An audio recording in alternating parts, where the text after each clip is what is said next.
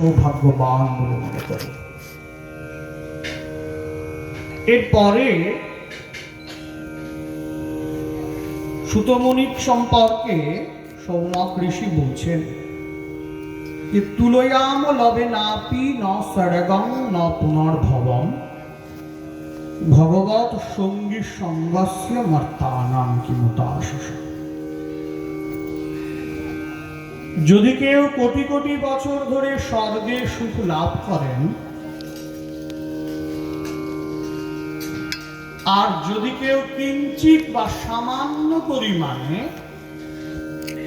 ভগবৎ সঙ্গ লাভ করেন, সাধুদের সঙ্গ লাভ করেন,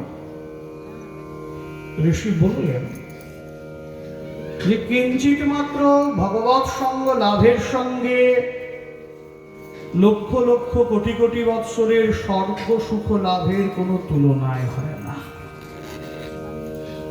তুলয়াম লবে নাপি ন সরগম ন পুনর্ভবম। যারা ভগবত ভক্তির সঙ্গ লাভ করেন,